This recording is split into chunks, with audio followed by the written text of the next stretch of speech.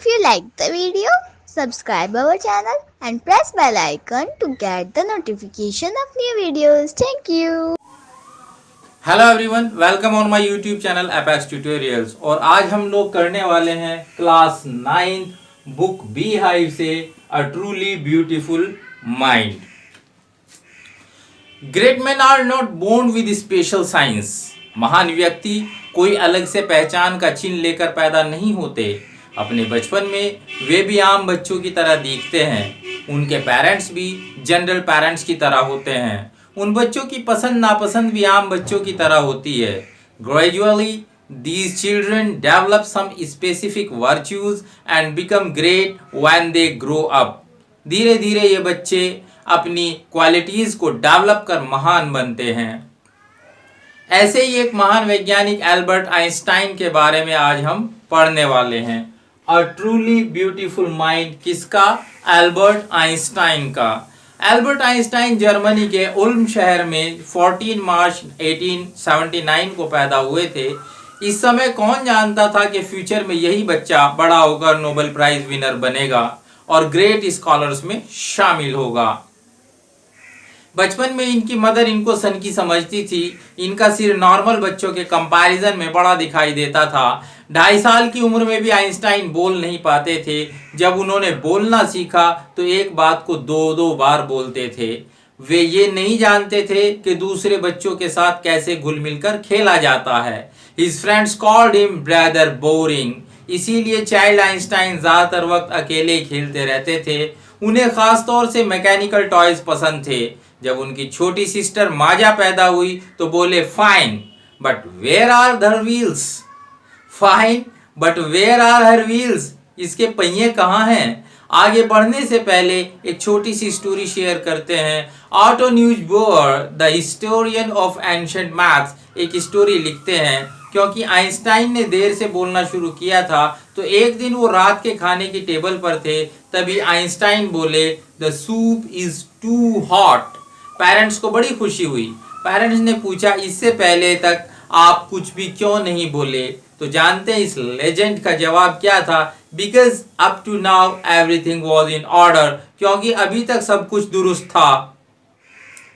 आइए वापस चैप्टर की ओर चलते हैं। एक बार एक हेडमास्टर ने इनके फादर से कहा ये बच्चा कोई भी प्रोफेशन चूज कर ले ये कामयाब नहीं होगा।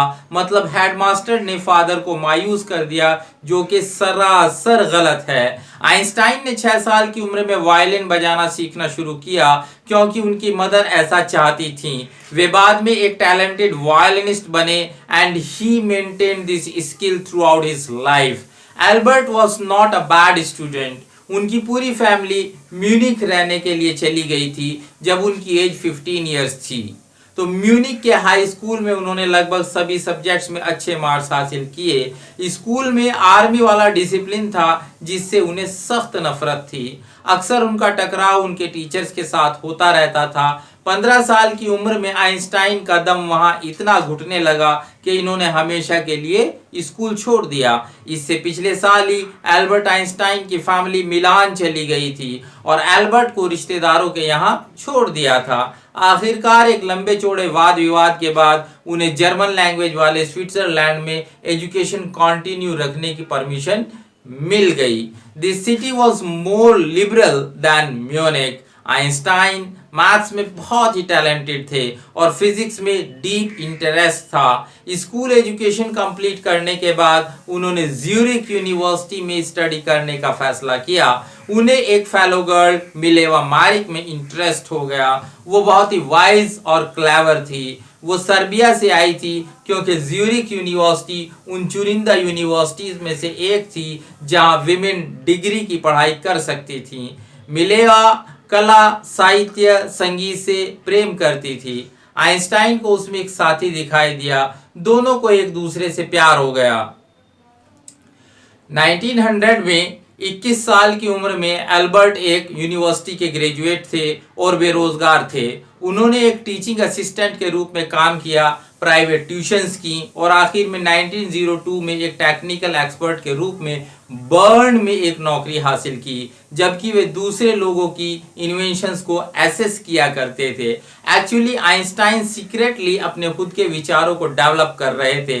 मजाक में वो अपने टेबल की ड्रॉर को ब्यूरो ऑफ थियोरेटिकल फिजिक्स कहते थे, क्योंकि उस दराज में उनके आइडियाज ऑन रिलेटिविटी की इंपॉर्टेंट स्टडी के डॉक्यूमेंट्स रखे होते थे।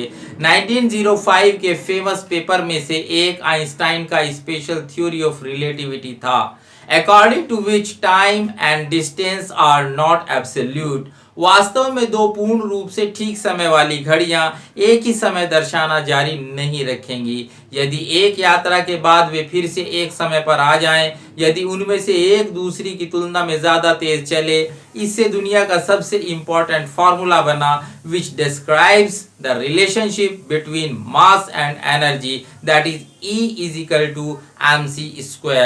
एल्बर्ट आइंस्टाइन एक फनी एग्जाम्पल देकर इसे समझाते हैं। जब आप किसी खूबसूरत लड़की के साथ समय बिताते हो तो वो 2 मिनट की तरह लगता है, 2 घंटे का टाइम भी 2 मिनट की तरह लगता है, जबकि अगर आप गर्म तवे पर 2 मिनट बैठ जाएं तो ये 2 घंटों के बराबर महसूस होता है। यही रिलेटिविटी है।